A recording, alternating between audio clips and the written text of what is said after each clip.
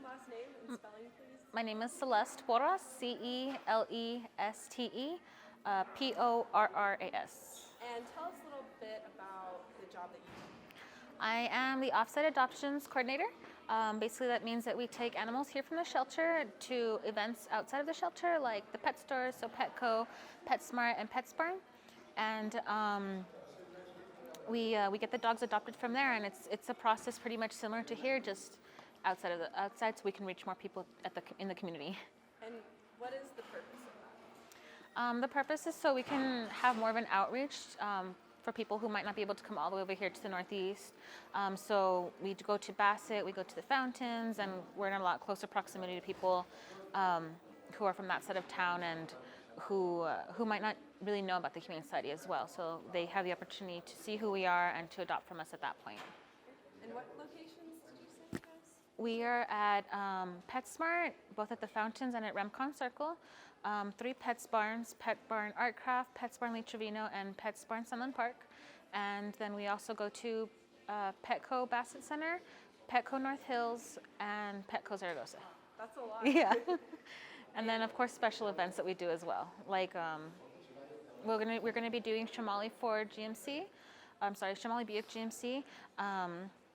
Angel Wings Daycare and Scrappy's Pet Grooming this month, in addition to all of those.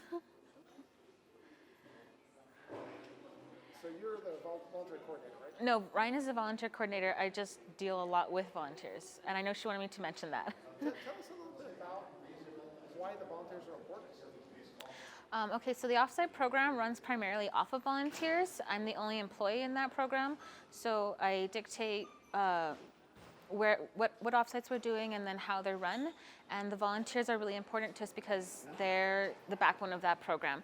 They do everything. They go to the offsite, they set everything up, they do all the adoptions, they run everything. They take animals on walks, they take them out, they make sure they're loved, they get to know them and their personality so they can be better adopted out. And then the volunteers doing offsites, you can really see them grow from going to a volunteer who just helps out at offsites to becoming a volunteer who actually runs the offsite events. And it helps people, other volunteers rather, to really come out of their shell and to take on a really strong leadership role within the volunteer community here. And how much do the animals rely on the volunteers? Honestly, if there was no volunteers, we would not get anywhere. I mean, they do so much for us. They're really the backbone of everything we do, and you know, they're always greatly appreciated, needed. If we didn't have volunteers, even at offsites, the animals would just be in their kennels the whole 4 hours that we're there. So the volunteers help to provide walks, you know, so it's more like a field trip instead of just going from one kennel to another kennel. So volunteers, they do a lot. I mean, greatly appreciated. What kind of person are you looking for in a volunteer? What do you like to see from the volunteers as far as attitude, as far as... We look for volunteers who are comfortable with animals and comfortable with interacting with people.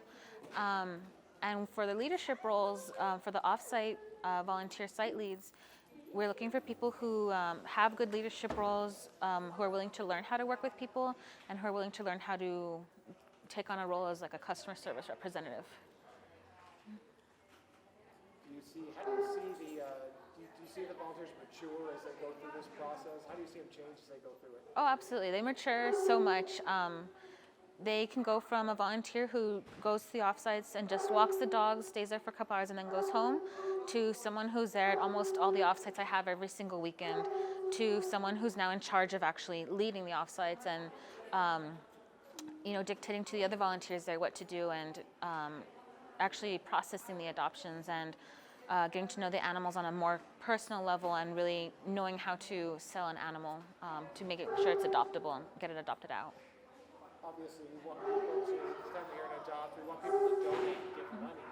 But there's other beyond that. A lot of people probably don't think about volunteering. Could you kind of talk to that? I mean, a little bit about, you know, we really need your donations. We really want people to come out and adopt, but we also need your help. Definitely. So as much as we love getting, you know, donations, both in monetary form and, you know, in food form, toy form, we also really, really need volunteers. Because if you can't donate in any way, volunteering is the next best way to help out here. We rely so much on volunteers and everything that they do. Sorry, I got a little lost. I got a little nervous. Just start that thought over again, if you would, please. Yeah, just start that thought from the beginning. Okay.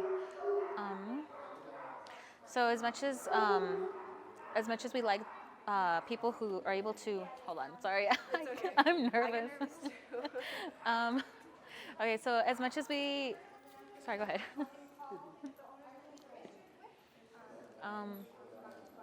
So as much as we love when people are able to donate to us, both monetary and physical items for the dogs, like toys and food, we also love when people are able to donate their time, because that's one of the biggest ways that people can help out in the community. They're donating their time and their energy, from doing small things, just from like unwrapping newspapers for the cat house, to walking dogs, to getting to know the dogs by sitting in their kennels with them. Definitely, if someone can't donate to us, they can always donate their time. Like that's a huge important thing, and we definitely rely on volunteers for that. Sorry, is that it? Good. Okay. Oh, that was perfect. Okay.